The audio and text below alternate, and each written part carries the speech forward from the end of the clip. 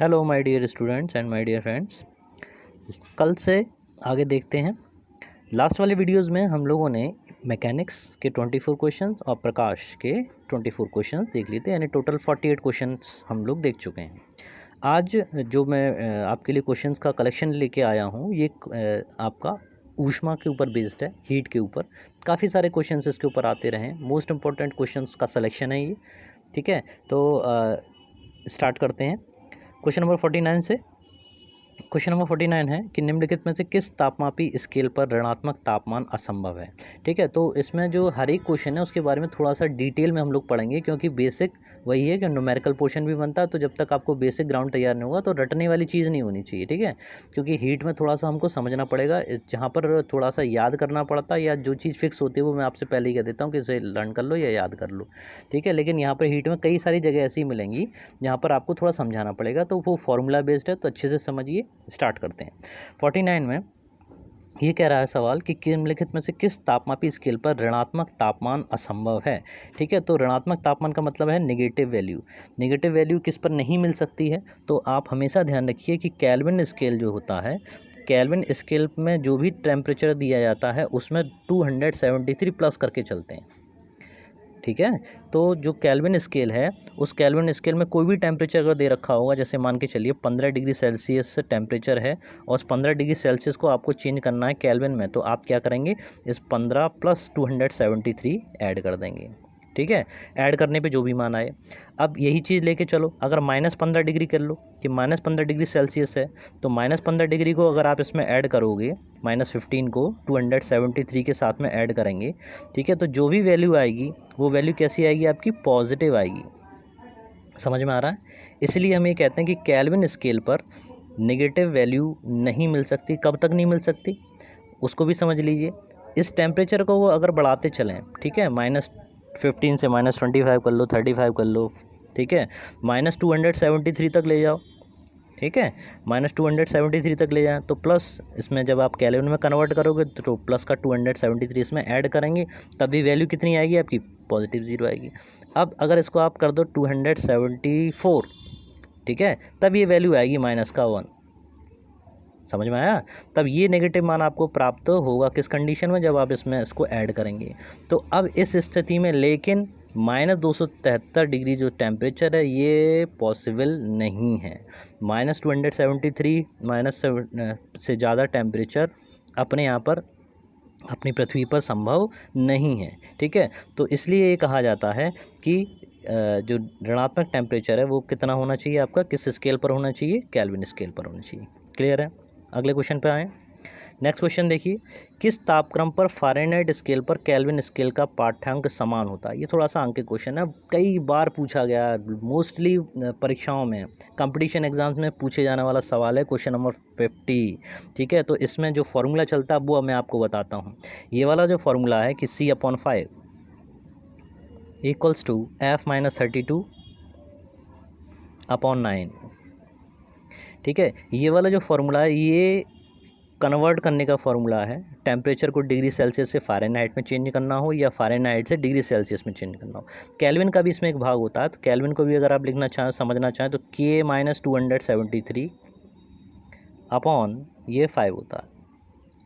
ठीक है, तो इस तरीके से डिग्री सेल्सियस से फ़ारेनहाइट में या फ़ारेनहाइट से केल्विन में आप यहाँ पर कन्वर्ट कर सकते हो। अब देखिए क्वेश्चन क्या कह रहा है।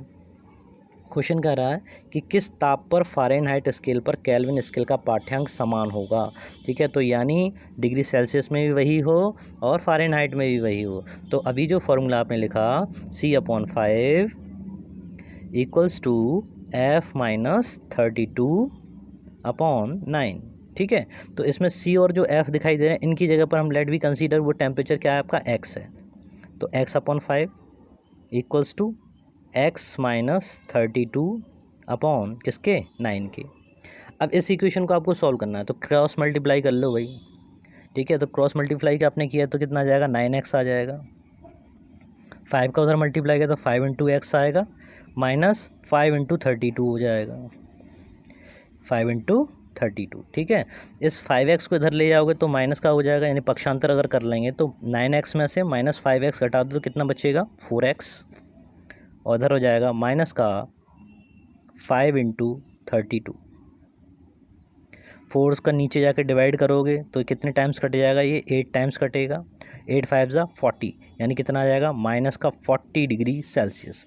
तो ये वो टेम्परेचर है जिस पर डिग्री सेल्सियस में मान और फ़ारेनहाइट इस पर स्केल दोनों के मान क्या होते हैं, आपके बराबर होते हैं। ठीक है, तो आपका which one is correct answer, तो योर ऑप्शन इज सी, यानी सा -40 डिग्री सेल्सियस ताप पर। ठीक है, नेक्स्ट क्वेश्चन देखिए। गैस तापमापी द्रव तापमापी की तुलना में अधिक सुग्राही होते हैं। ठीक है, क्यों होते हैं? ठीक है, तो उसके लिए सुग्राही को समझना पड़ेगा। सुग्राही मतलब होता है सेंसिटिव, है ना। सेंसिटिव का मतलब कि थोड़ा सा भी टेम्परेचर अगर ज़्यादा हो तो उसका पता चल जाए, कम हो तो उसका पता चल जाए। तो जो गैसों में प्रसार होता है वो द्रवों की अपेक्षा अधिक होता है और तेज़ी से होता है और अधिक शार्प होता है। Sharpness is most important here. ठीक है, तो यहाँ पर जो प्रसार वाली बात है वो ज़्यादा उपयुक्त है कि गैसों का प्रसार अधिक होता है। ठीक है, द्रव्यों के हल्की और भारी से मतलब नहीं है, उसमें प्रसार है। क्योंकि आप अगर किसी तापमापी को समझ रहे हैं, तापमापी क्या होता है, जिससे हम टेम्परेचर नापते हैं, किसी वस्तु का ताप नापते हैं। ठीक है, सुग्राही का मतलब मैंने आपको बता ही दिया। अब थोड़ा सा पढ़ लें थर्मामीटर के बारे में। वही तापमापी को थर्मामीटर बोलते हैं। तो थर्मामीटर के बारे में अगर आप बात करते हैं तो सिंपली एक कांच की ट्यूब होती है, समझ लीजिए, और उस कांच की ट्यूब में नीचे की तरफ यहाँ पर मरकरी भरा होता है, पारा। अगर द्रव की बात करते हैं, ठीक है, द्रव तापमापी की अगर बात करें तो द्रव की जगह पर वहाँ पर क्या यूज़ किया जाता है, आपका मरकरी यानी पारा, Hg। ठीक है, मरकरी। इसके ऊपर एक केश नली होती है, पतली सी केश नली, केश मतलब केस के समान पतली, और इसमें कुछ भी नहीं होता, कोई भी वायु वगैरह गैस वगैरह उसमें उपस्थित नहीं होती है और चारों तरफ से कांच से कवर्ड होती है। अब क्या होता है, जब आप इसको किसी टेम्परेचर नापने के लिए उस वस्तु के अंदर रखते हैं, ठीक है, तो क्या होता है, ये हीट होता है, इसको ऊष्मा मिलती है आसपास के वातावरण से, और ये इसमें प्रसार होने लगता है। और जब प्रसार होगा तो क्या होगा, वो केश नली में धीरे धीरे ऊपर चढ़ेगा, इंक्रीज़ होगा। ठीक है, और यहाँ पर लगी होती है स्केलिंग, है ना भाई। अगर माइनस में टेम्परेचर नापने की व्यवस्था उस थर्मामीटर में, तो इंडिकेशन होगा कि -10 डिग्री से लेके 250 या 370 इसका मैक्सिमम होता है। क्योंकि जो आपकी मरकरी है वो 370 के आसपास मेल्ट हो जाती है, आपकी द्रवित हो जाती है। द्रवित तो वो है ही, ठीक है, आपकी क्या होने लगती है, उसमें उबलने लगता है। ठीक है, सही बातों में कहना, उबलने लगता है। तो उबलने पर ये आपका बेकार हो जाएगा। इसलिए जो इस तापमापी की बात करें, द्रव तापमापी की जो कंडीशन है वो कितनी होती है, लगभग अगर एग्जैक्ट मैं बताऊं तो 357 डिग्री सेल्सियस पे जो पारा है वो उबलने लगता है। तो इसकी लिमिट है कि आप तापमापी से 357 से ज़्यादा ऊपर नहीं नाप सकते। ठीक है, तो अगले इस पे आते हैं। तो इसमें ऑप्शन क्या रहेगा कि गैस तापमापी द्रव तापमापी की में अधिक सुग्राही क्यों होती है, क्योंकि गैसों का प्रसार अधिक होता है। ठीक है, तो जैसे मैंने बताया था, एक्सप्लेन करने लग जाते हैं ना, तो उसमें एक्सप्लेन में बहुत सारी चीज़ें ऐसी मिलती हैं कि मन करता है आपको ये बता दें, तो इसलिए बातों में वो चीज़ एक्सपेंड होती जाती है। खैर चलिए आगे, क्वेश्चन नंबर 52 पे आते हैं। किसी गैस का 27 डिग्री से पर आयतन 2 लीटर है। दाब स्थिर रहने पर यदि ताप 327 डिग्री कर दिया जाए तो गैस का आयतन कितना होगा। ठीक है, तो ये टोटली डिपेंड है आपके चार्ल्स के नियम पर। क्या है कि V प्रोपोर्शनल T, ठीक है, V आयतन दे रखा है कितना, 2 litre. Okay, temperature T1, V1 और T1 ले लिया 27, और उसमें 273 जोड़ देंगे, केल्विन में चेंज कर लिया जाएगा, तो this will be equals to 300। ठीक है, 300 केल्विन, 300 केल्विन के पास पहुँचे। आयतन कितना हो जाएगा, जब टेम्परेचर अब बढ़ा दिया उन्होंने, टेम्परेचर कितना कर दिया, 327 कर दिया, तो 327 प्लस 273, तो इसको आप ऐड करेंगे तो कितना आ जाएगा, 600, तो 600 के ये हो गया। ठीक है, अब आप समझ रहे हैं आयतन कितना था, 2 लीटर, कितने टेम्परेचर पर, 300 केल्विन पर। टेम्परेचर बढ़ा दिया, 600 कर दिया, अब आयतन कितना हो जाएगा, तो V2 लगा के उसके आगे क्वेश्चन मार्क लगा दो भाई। ठीक है, V2 का मान हमको क्या करना है, पता करना है कि V2 का मान कितना आएगा। तो उसके लिए अब आपका जो चार्ल्स का नियम है वो आपकी हेल्प करेगा। देखो, PV = RT, ये जनरल चीज़ें हैं, हर एक परीक्षा में आ जाती हैं। जितने भी कम्पिटेटिव एग्जाम हैं उनमें सिर्फ लैंग्वेज बदल जाती है, बेसिक यही रहता है। ठीक है, इसलिए ध्यान से समझ लें, इन वैल्यूज़ को याद रखिएगा। तो V1 कितना था, V1 आपका 2 लीटर। अब फार्मूला देख लीजिए, ठीक है, तो इसमें चलेगा V प्रोपोर्शनल T। तो V प्रोपोर्शनल T से जो फार्मूला बनेगा वो बनेगा V1/V2, और इधर बनेगा आपका T1/T2। ठीक है। अब इन सब की जो पीछे वाले उसमें आपने मान लिखे थे वो सारे मानों को प्लेस कर दो, यानी V1 की जगह 2 लीटर, V2 का मान पता करना है। T1 था आपका 300 300 और T2 का मान जो था वो कितना था 600। ठीक है, तो 0 से 0 कैंसिल करो, 3 1 जा 3, 3 2 जा 6, 2 2 जा 4। ठीक है, तो V2 जो आयतन है आपका अब कितना हो जाएगा, वो आयतन आपका कितना हो जाएगा 4 लीटर, 4 लीटर। इसमें थोड़ा ऑप्शन में मिस्टेक है, ये जो आपको 4.5 दिखाई दे रहा है ये वास्तव में कितना होना चाहिए 4 लीटर। ठीक है, तो द इसका ऑप्शन करेक्ट है। क्लियर है सभी को।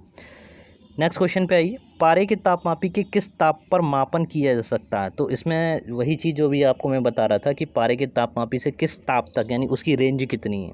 ठीक है, तो रेंज के लिए मैक्सिमम रेंज हमने बताई थी 370 के आसपास, 357 थी। ठीक है, तो इसके आसपास की वैल्यू दिखाई दे रही है। ठीक है, तो दा को उसमें ऑप्शन आप सही करेंगे। ठीक है, तो कितना हो जाएगा आपका, द ऑप्शन सही है 360 डिग्री सेल्सियस, क्योंकि 100 भी वो ईजिली नाप सकता है, 200 भी नाप सकता है और 150 इससे बाहर नहीं नाप सकता। ठीक है, तो आपका ऑप्शन कौन सा करेक्ट है, 360 degree is the correct answer. अगले वाले क्वेश्चन पे देखते हैं, 400 डिग्री सेल्सियस ताप पर मापन हेतु सबसे उपयुक्त तापमापी कौन सा है। फिर से वही क्वेश्चन है। ठीक है, तो इसमें ज़्यादा परेशान ना हुई, तो किस तापमापी का प्रयोग करेंगे इसमें, ताप इसमें आपका यूज़ किया जाएगा। तो ये 400 डिग्री कर रहा है, तो 400 डिग्री के लिए अब ये वाला तो फेल हो जाएगा आपका। ठीक है, अब आपका पारे का तापमापी तो काम में नहीं आएगा, एल्कोहल तापमापी भी प्रयोग नहीं होगा, वाष्पशील वेपराइज हो जाएगा। ठीक है, विकिरण तापमापी जो तो बहुत हाई टेम्परेचर के लिए होता है, इसके तो आप 800 डिग्री सेल्सियस से नीचे वाले ताप नहीं नाप सकते सी वाले से, तो सी वाला काम नहीं करेगा, पारे का नहीं करेगा। अब क्या काम करेगा आपका, ताप युग्म तापमापी। ठीक है, इसकी जो रेंज होती है मैं बता देता हूँ, ताप युग्म तापमापी से -200 डिग्री सेल्सियस से लेके आप क्या कर सकते हो 1600 डिग्री सेल्सियस तक के तापों को नापा जा सकता है। ठीक है, अच्छा तापयुक्त तापमापी होता क्या है, देखो ये काम जो करता है ना सीवेक इफेक्ट पे काम करता है। अब सीवेक इफेक्ट समझ लीजिए, देखो अल्प ज्ञान थोड़ा हानिकारक होता है, इसलिए कोई भी टॉपिक आया करे तो मैं चाहता हूँ कि आप उसे थोड़ा सा ध्यान से सुन लें, हड़बड़ाहट नहीं। कभी भी कोई आंसर मिले, कई सारे क्वेश्चन एक दूसरे से रिलेटेड मिलते हैं। ठीक है, तो उनका आंसर उसके पूर्व ज्ञान पर डिपेंड करता है। तो सीवेक इफेक्ट को समझ लीजिए। सीवेक इफेक्ट में क्या होता है कि दो अलग अलग पदार्थ की धातुएं होती हैं, उनके तारों के सिरों को जोड़कर एक क्लोज सर्किट बना लेते हैं और फिर उनकी जो जहाँ पर वो तारों को जोड़ा जाता है उनको अलग अलग टेम्परेचर पर रख देते हैं। यही इफेक्ट आपका सीवेक इफेक्ट कहलाता है। ठीक है, अब देखिए तो यहाँ पर आपको क्लियर हो गया 54 क्वेश्चन में 400 डिग्री सेल्सियस तापमापन हेतु सबसे उपयुक्त तापमापी कौन सा होता है आपका, तो इसका ऑप्शन है बा, यानी ताप युग्म तापमापी। ठीक है, नेक्स्ट क्वेश्चन पे आते हैं। 55 कह रहा है कि एक गैस के आयतन में 10⁴ न्यूटन इंटू मीटर स्क्वायर, थोड़ा इसमें संशोधन करेंगे, न्यूटन इंटू मीटर स्क्वायर नहीं होगा, न्यूटन पर मीटर स्क्वायर नियत दाब पर, तो ये वैल्यू किसकी है, पी की है। ठीक है, मैं लिख देता हूँ, पी इक्वल्स टू किसके है 10⁴ न्यूटन पर मीटर का स्क्वायर।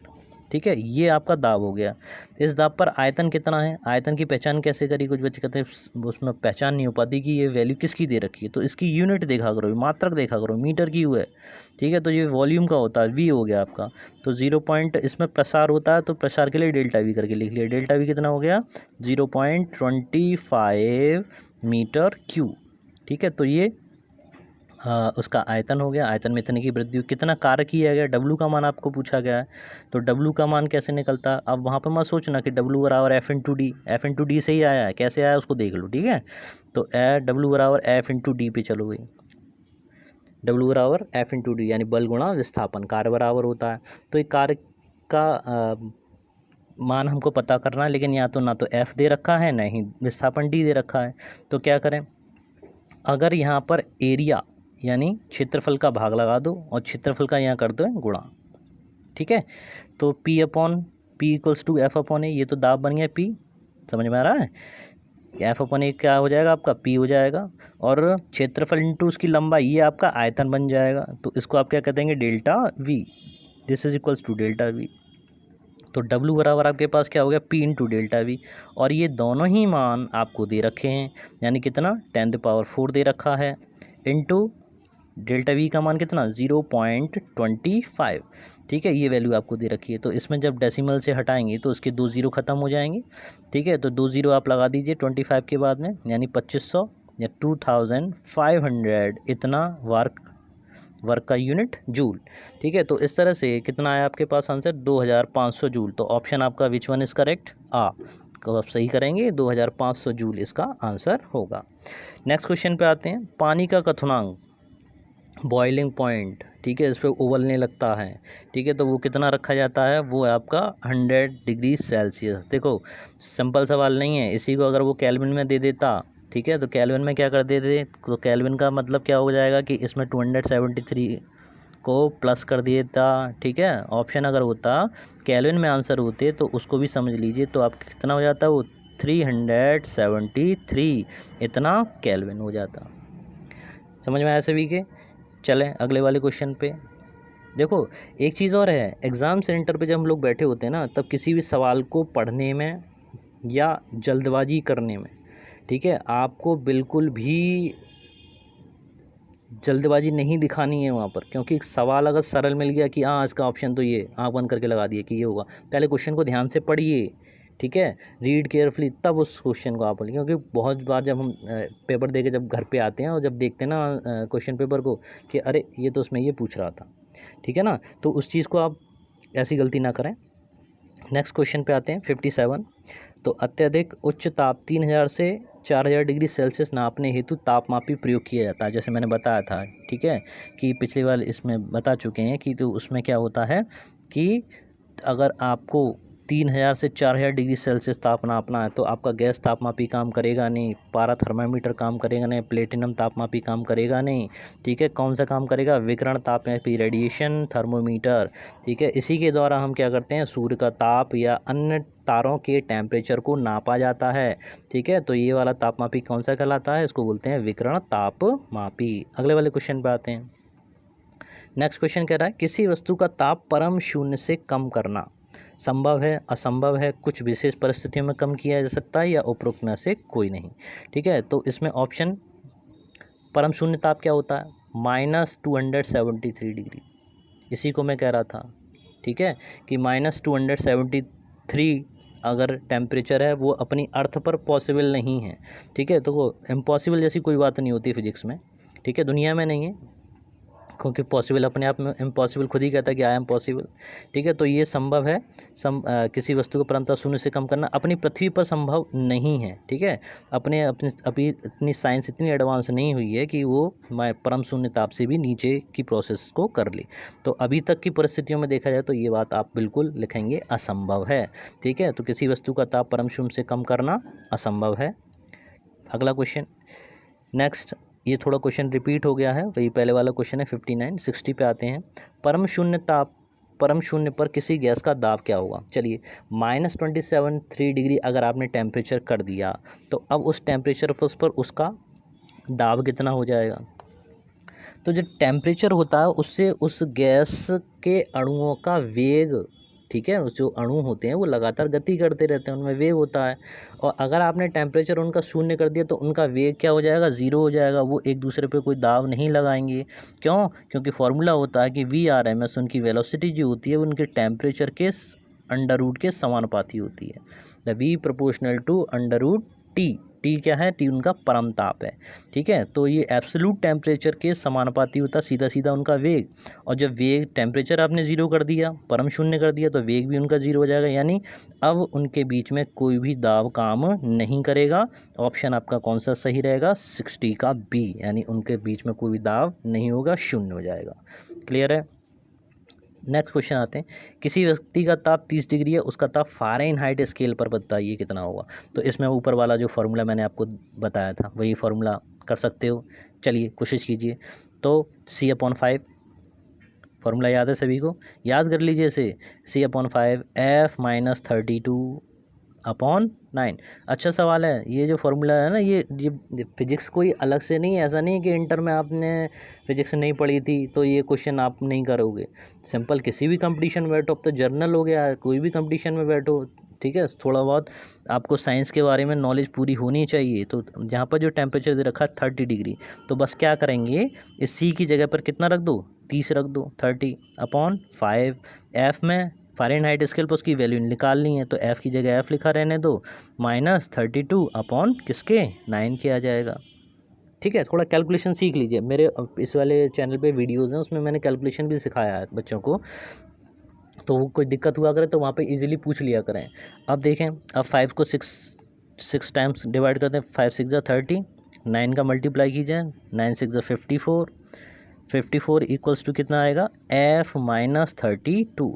और इस माइनस 30 को जब इधर पक्षांतर करके लाएंगे तो इस 54 के साथ में वो आपका ऐड हो जाएगा, यानी 54 plus 32 this is equals to किसके, ये वैल्यू आ जाएगी 4 और 2 6 और 5 और 3 8, यानी 86 वैल्यूज़ की आनी चाहिए। Option which one is correct, आपका बा ऑप्शन सही है कि इसका आंसर कितना आएगा 86, यानी 30 डिग्री सेल्सियस को अगर आप फ़ारेनहाइट में चेंज करते हो तो it will be 86 degree Fahrenheit. Clear. Next question 62 पे देखेंगे, निम्नलिखित में सत्य कथन कौन सा। इसमें भी काफ़ी नॉलेज आपको मैं देने वाला हूँ, सुनिए ध्यान से। पहला वाला सेंटेंस देखिए, इसमें सत्य कथन आपको पता करना है, ठीक है, यानी 3 जो स्टेटमेंट है वो सत्य है।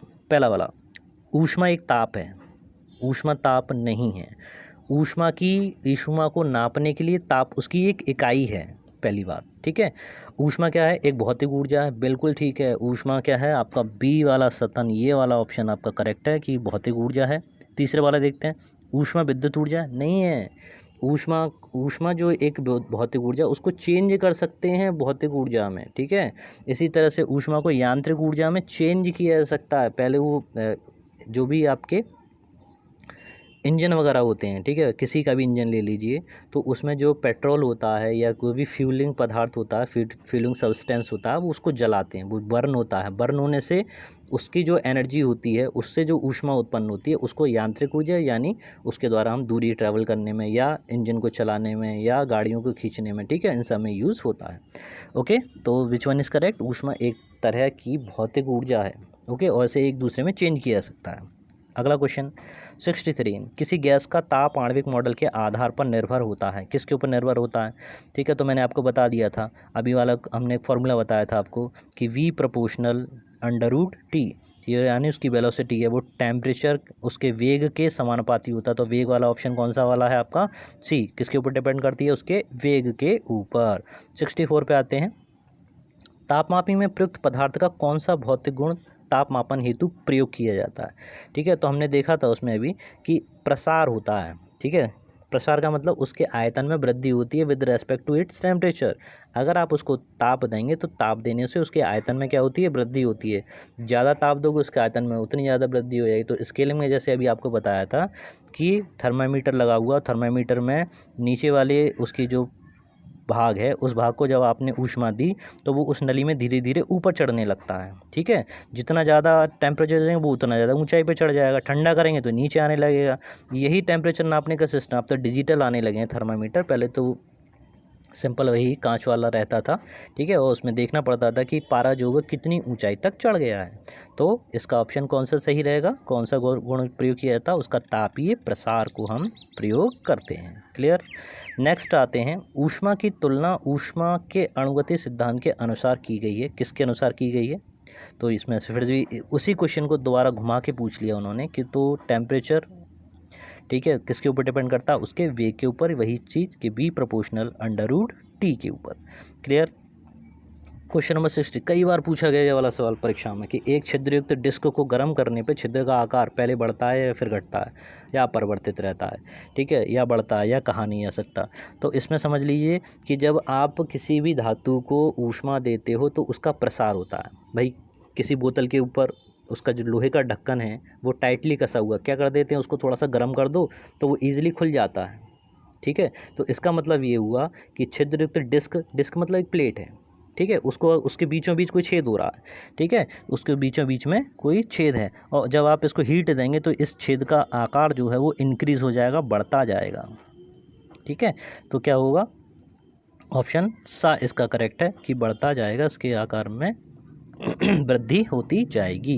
नेक्स्ट क्वेश्चन पे आते हैं 67, 0 डिग्री सी से 100 डिग्री सी तक ताप वृद्धि करने पर पानी का घनत्व, ये भी बहुत इंपॉर्टेंट क्वेश्चन है, कई बार पूछा गया है। वैसे मैंने जितने भी क्वेश्चंस आपके लिए कलेक्ट करे हैं सारे इंपॉर्टेंट क्वेश्चन, लेकिन मैं तब भी जो मोस्ट इंपॉर्टेंट क्वेश्चन मतलब कई बार परीक्षा में पूछे जा चुके हैं। तो क्वेश्चन नंबर 67 में कह रहा है कि 0 डिग्री सी से 100 डिग्री सी तक वृद्धि करने पर पानी का घनत्व। देखिए पानी का जो घनत्व है वो बड़ी डिफरेंट प्रॉपर्टी रखता है। कैसे कि उसका टेम्परेचर 0 से 4 डिग्री होने पर और 4 से फिर 100 डिग्री या और ऊपर तक जाने पर, ठीक है। तो 0 से 4 डिग्री होने पर पहले तो उसका जो घनत्व है वो बढ़ता है, उसका घनत्व बढ़ता है, और फिर उसका घनत्व 4 डिग्री के बाद में फिर घनत्व आपका कम होता जाता है। घनत्व बढ़ने से क्या मतलब है कि उसके प्रति एकांक आयतन में अणु जो होते हैं वो पहले पास पास आते हैं, इकट्ठे हो जाते हैं। एकांक आयतन में अणुओं की संख्या ज़्यादा हो जाएगी तभी तो घनत्व अधिक होगा। घनत्व की परिभाषा तो यही कहती है, ठीक है। उसके बाद जब 4 डिग्री से ऊपर हो जाता है तब उसके अणुओं के बीच की दूरी बढ़ती जाती है, यानी घनत्व उसका कम होता जाता है। तो क्या होता है, पहले क्या लिखोगे, बढ़ता है और फिर घटता है, यानी ऑप्शन कौन सा करेक्ट है आपका, पहले बढ़ता है फिर घटता है, यानी option A is your correct answer. Clear है। आयतन की बात की है, इसको और थोड़ा सा और फोकस कर लो। अगर वो पूछे आयतन, है ना, अगर आयतन की वो कहे तो आयतन पहले घटेगा फिर बढ़ेगा। समझ में आया? चलो कंफ्यूज मत हो, मैं आगे एक्सप्लेन कर दूंगा उसको। तो अगले वाले क्वेश्चन पे आइए। 68 कह रहा है कि मोटर गाड़ी के रेडिएटर को ठंडा बनाए रखने के लिए पानी का प्रयोग किया जा सकता है, क्यों? ठीक है, तो पानी जो है यानी जो जल हम बोलते हैं, इसकी विशिष्ट ऊष्मा सबसे उच्च होती है। ये है क्यों होती है विशिष्ट ऊष्मा से, क्या मतलब है? विशिष्ट ऊष्मा से मतलब ये है कि जो जल है या जो पानी है वो देर से ठंडा होता है और देर से ही गर्म होता है। ये उसकी प्रॉपर्टी, ये उसका गुण है, नेचर ने गिफ्ट किया है गुण। क्यों होता है क्या नहीं होता है, ठीक है, ये डिपेंड करता है उसकी प्रॉपर्टीज़ के ऊपर, नेचर के ऊपर। तो जो जल है वो देर से गर्म होता है और देर से ठंडा होता है। इसमें भी ऊष्मा जो आप देख रहे हो ना, ऊष्मा में बच्चों को काफ़ी कन्फ्यूज़न होता है। काफ़ी सारे तरह की ऊष्मा मिलती हैं। एक तो सामान्य ऊष्मा, ठीक है, अभी आपने देख ली विशिष्ट ऊष्मा, है ना, और फिर एक और होती है इसमें गुप्त ऊष्मा। तो ये सब डिफरेंट हैं, एक दूसरे से अलग हैं, ठीक है। विशिष्ट ऊष्मा होती है और गुप्त ऊष्मा होती है, लेटेंट हीट। चलो आगे मिलेगा तो उसको एक्सप्लेन करेंगे, ठीक है। अगर कोई इसको अच्छे से समझना चाहे तो मुझे कमेंट करके कह दें, मैं उसको बता दूंगा, ठीक है, उसके लिए एक्सप्लेन कर देंगे। तो ये सब एक दूसरे से रिलेटेड हैं लेकिन परिभाषाओं में अंतर होता है। आगे देखते हैं 69 पे। ये निम्न ताप मापन हेतु तापीय पदार्थ के लिए उपयुक्त गैस कौन सी है, ठीक है। तो उपयुक्त गैस की यहाँ पर बात की जा रही है। उपयुक्त गैस, लेकिन टेम्परेचर जो लिया जा रहा है वो लो लिया जा रहा है, कम से कम टेम्परेचर। तो कम से कम टेम्परेचर नापने के लिए हीलियम गैस का प्रयोग करता है, ठंडी गैस है, ठीक है। वैसे तो नाइट्रोजन भी ठंडी गैस है, लेकिन इसमें अगर उपयुक्त कहा जाए तो हीलियम इज़ सही, बिल्कुल सटीक आंसर होगा उसका।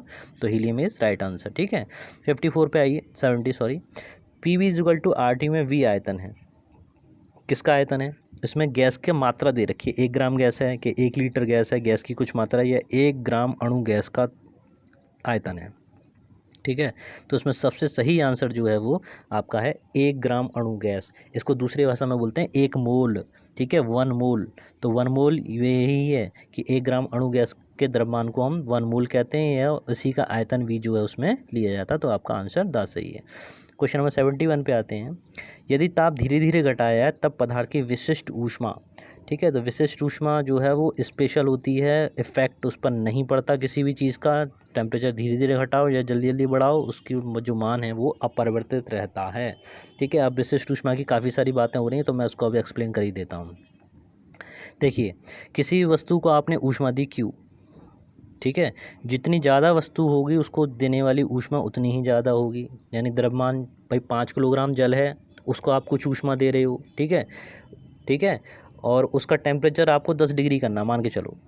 वहीं पर आपको 10 किलोग्राम जल है, उसको 10 डिग्री तक पहुंचाना है। तो जितना ज़्यादा द्रव्यमान होगा उसको दी जाने वाली ऊष्मा उतनी ही ज़्यादा होगी, ठीक है, पहली चीज़। दूसरी चीज़, उसका टेम्परेचर अगर आपको 10 की जगह 20 करना है तब भी टेम्परेचर जितना ज़्यादा करना है उसको दी जाने वाली ऊष्मा का मान उतना ज़्यादा होगा। अब इन दोनों को अगर कंबाइंड कर दो, Q proportional M into delta T कर दो, तो दोनों कंबाइंड करके लिख लिए। मैंने बताया है कि जब भी प्रोपोर्शनल साइन होता है उसको जब हटाते हैं तो बराबर लगाते हैं, और बराबर लगाने पर एक कांस्टेंट प्रकट होता है, ठीक है। तो वो कांस्टेंट कौन सा लिया जाता है? स्पेसिफिक हीट वाला S लिया जाता है, SM इंटू डेल्टा T। आगे पीछे लिख सकते हो, M इंटू S भी लिख सकते हो। तो M into S into delta T, ठीक है। अब देखते रहना यहीं से।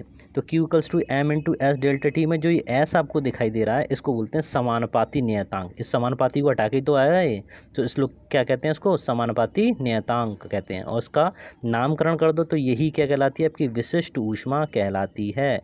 इसको हम विशिष्ट ऊष्मा कहते हैं। इसकी डेफिनेशन कैसे निकलती है, तो उसकी डेफिनेशन निकालने के लिए इसका मान यहाँ से निकालोगे। कैसे कि S अगर लिखोगे तो S बराबर क्या पहुँचेगा, Q अपॉन करके ये M और डेल्टा T जो है उसके नीचे आ जाएगा M इंटू डेल्टा T। ठीक है, देखें तो M इंटू डेल्टा T जब आपने लिया तो ये था S equals to Q upon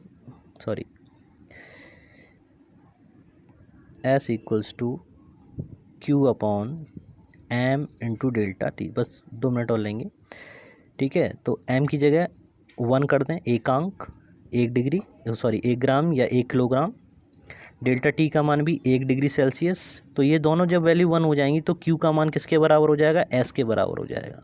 अब यहाँ से डेफिनेशन क्या निकलती है, देखिए ध्यान से, किसी पदार्थ के एकांक द्रव्यमान का ताप 1 डिग्री सेल्सियस बढ़ाने के लिए आवश्यक ऊष्मा की मात्रा को ही क्या कहते हैं, उसकी विशिष्ट ऊष्मा कहते हैं। ये पैटर्न होता है भाई। ठीक है, फिजिक्स में डेफिनेशन इसी तरीके से पता की जाती हैं। तो विशिष्ट ऊष्मा की परिभाषा एक बार फिर से कह देता हूँ कि किसी पदार्थ के एकांक द्रव्यमान का ताप 1 डिग्री सेल्सियस बढ़ाने के लिए आवश्यक ऊष्मा की मात्रा को ही उसकी विशिष्ट ऊष्मा कहते हैं। क्लियर है? चलिए, तो इसका ऑप्शन कौन सा सही हुआ, आपकी अपरिवर्तित रहती है, यानी इसका ऑप्शन आपका सी है, करेक्ट आंसर है। नेक्स्ट पे आते हैं, स्थिर दाब पर गैस तापमापी निम्नलिखित में से किस नियम का काम करता है। तो मैंने बताया था अभी V प्रोपोर्शनल T काम करता है। V प्रोपोर्शनल T किसका नियम है, आपका चार्ल्स का नियम है। ठीक है, तो ये किस नियम पे काम करता है, V प्रोपोर्शनल T चार्ल्स का नियम है। ठीक है, तो एक और मिलता है PV इक्वल टू कॉन्स्टेंट, ये बॉयल का नियम है। PV इक्वल्स टू कॉन्स्टेंट नियतांक होता है। ठीक है, ये बॉयल का नियम कहलाता है। और ये जो अगर इसकी बात कर रहे हैं, निश्चित दाब की बात कर रहे हैं, तो V प्रोपोर्शनल T की बात हो रही है। डिट इज किसका है, ये चार्ल्स के नियम के ऊपर डिपेंड होता है। नेक्स्ट क्वेश्चन आते हैं, गैस के लिए रुद्धोष्म वक्र की ढाल, चक्र नहीं है, वक्र की ढाल। ठीक है, तो यहाँ पे भी थोड़ा सा समझाना होगा आपको। भाई 2 तरह के प्रक्रम होते हैं, एक होता है समतापी प्रक्रम, इसमें टेम्परेचर समान रहता है। ठीक है, और एक होता है रुद्धोष्म प्रक्रम। ठीक है, तो इसमें जो ढाल की बात की गई है उसमें ग्राफ बना के आपको समझाना पड़ेगा। ठीक है, तो ग्राफ बना लेते हैं। इस ग्राफ में प्लॉटिंग की जाती है समतापी और रुद्धोष्म के लिए। तो उसमें जो ग्राफ आते हैं वो 2 तरीके से आते हैं। समतापी का ग्राफ, समतापी की प्रक्रम की जो घटना है वो धीरे धीरे होती है, धीरे धीरे उसका मान बदलता है। ठीक है, जबकि अगर रुद्धोष्म प्रक्रम की बात करें तो उसका मान तेज़ी से घटता है। ठीक है, तो तेज़ी से घटने का मतलब किसका ढलान ज़्यादा हुआ, ये रुद्धोष्म प्रक्रम का एडियाबैटिक प्रोसेस जो है उसका ढलान यानी उसका स्लोप।